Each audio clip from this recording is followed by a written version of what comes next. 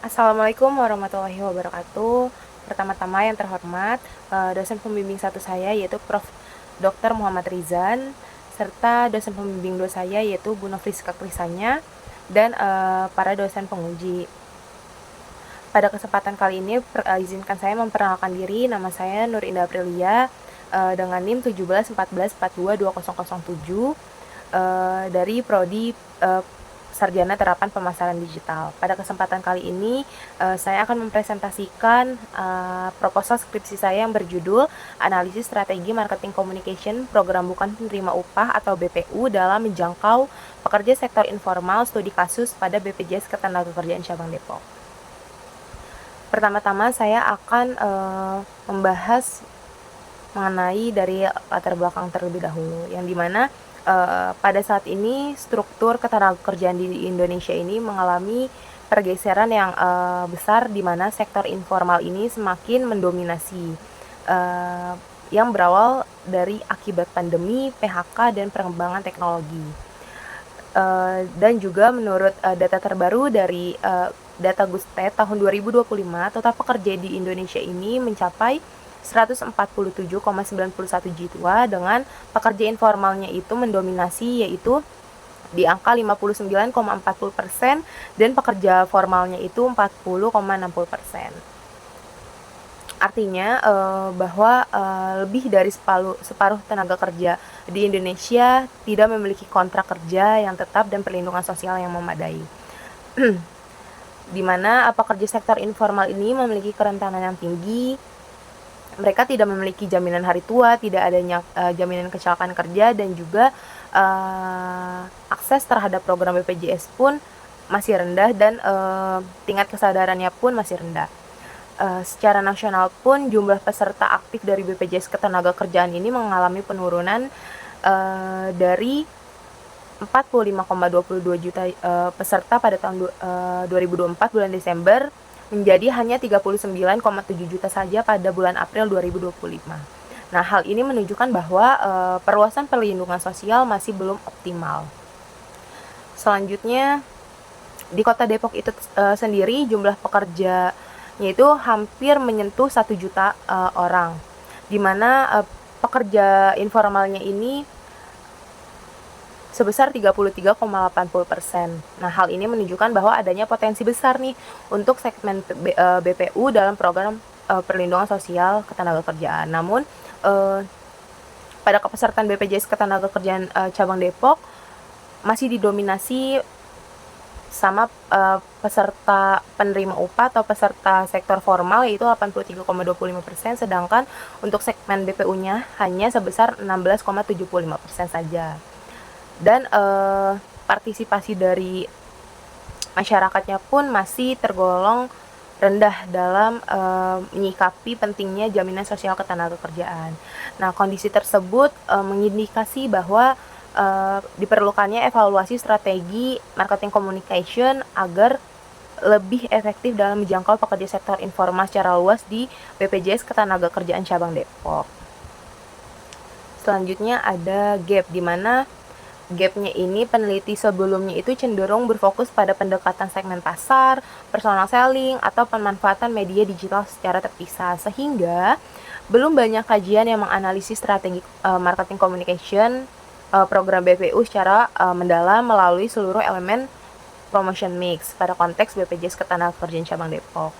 Selanjutnya ada kebaruan, di mana peneliti ini menawarkan analisis yang lebih mendalam dengan mengkaji implementasi strategi marketing communication pada program BPU berdasarkan 5 elemen promotion mix, serta mengintegrasikan perspektif internal BPJS dan pekerja sektor informal sebagai target sasaran.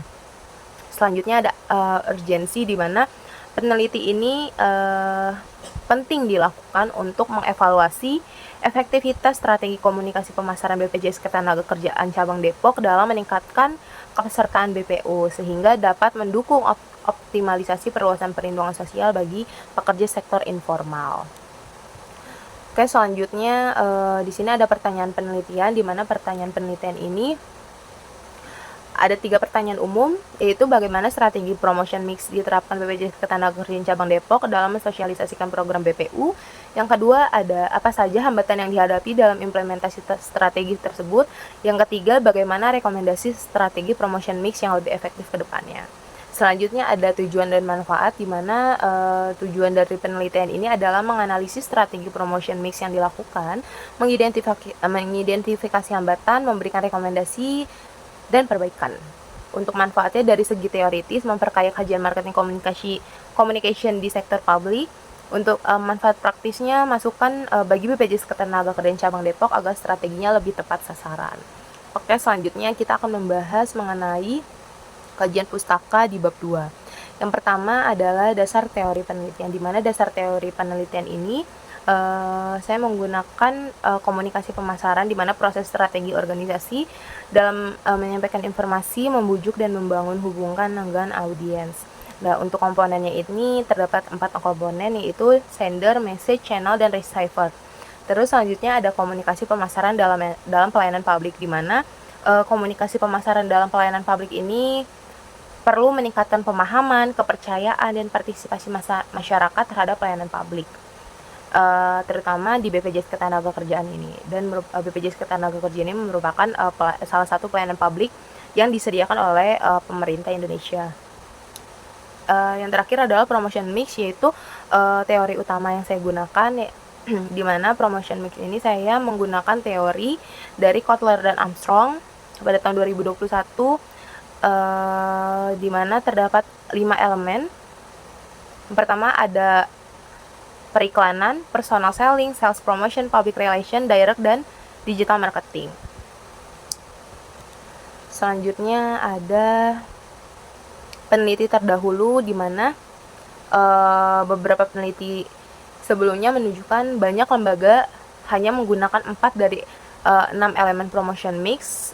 Selanjutnya ada agen perisai cukup efektif dalam menjangkau daerah terpencil, tapi brand awareness peserta BPU-nya ini masih rendah. Terus ada faktor pendapatan dan pemahaman pekerjaan formal menjadi hambatan utama. Jadi penelitian saya diharapkan dapat melengkapi studi-studi tersebut dengan fokus pada BPJS Ketenagakerjaan dan perspektif dari 2 sisi, yaitu internal dari pihak BPJS Ketenagakerjaan dan juga eksternal dari pekerja sektor informal. Selanjutnya kita membahas ke bab 3, yaitu metodologi penelitian, di mana untuk waktu dan tempat penelitiannya ini saya dimulai dari bulan Maret 2026 sampai Juni 2026. Lokasinya itu kantor BPJS Ketenagakerjaan Cabang Depok di Jawa Barat. Desain penelitiannya adalah deskriptif, kualitatif dengan pendekatan studi kasus. Sumber datanya itu ada 2, data primer yaitu wawancara dan observasi, data sekundernya dokumentasi, laporan, instansi, buku, dan jurnal. Selanjutnya ada sampel penelitian, saya menggunakan purposive sampling dan jumlah informannya itu terdapat 6 informan yang terdiri dari 3 internal, yaitu kepala cabang, divisi ARK, dan agen perisai, dan untuk eksternalnya 3 informan dari pekerja sektor informal. Selanjutnya untuk kriteria sampelnya itu untuk yang internal memiliki keterlibatan langsung dalam pelaksanaan, memahami strategi komunikasi pemasaran yang diterapkan, dan berperan dalam kegiatan pemasaran, sosialisasi, dan perluasan kepesertaan. Untuk eksternalnya 3 pekerja sektor informal, yaitu berstatus sebagai pekerja sektor informal di wilayah Depok, termasuk dalam target sasaran program BPU, dan memiliki atau pernah menerima informasi terkait BPJS Ketenagakerjaan, khususnya di informasi mengenai BPU, program BPU. Terus untuk teknik pengumpulan datanya itu adalah wawancara non struktural, observasi non partisipatif, dan dokumentasi. Untuk teknik keabsahan datanya itu triangulasi sumber, di mana membandingkan data wawancara antara informan internal dan informan eksternal. Transferability yaitu penyajian konteks penelitian secara rinci, sistematis, dan deskriptif. Dan dependability, di mana menjaga konsistensi proses penelitian melalui tahapan penelitian yang terdokumentasi dengan jelas. Selanjutnya ada teknik analisis data, di mana ada 3 teknik, yaitu reduksi data, memilih, menyederhanakan, dan memfokuskan data yang relevan dengan rumusan masalah penelitian. Yang kedua penyajian data, yaitu menyusun data dalam bentuk narasi, deskriptif, tabel, dan triangulasi sumber untuk melihat pola temuan. Dan terakhir adalah penarikan kesimpulan untuk menginterpretasikan hasil penelitian secara bertahap hingga diperoleh temuan yang valid dan konsisten.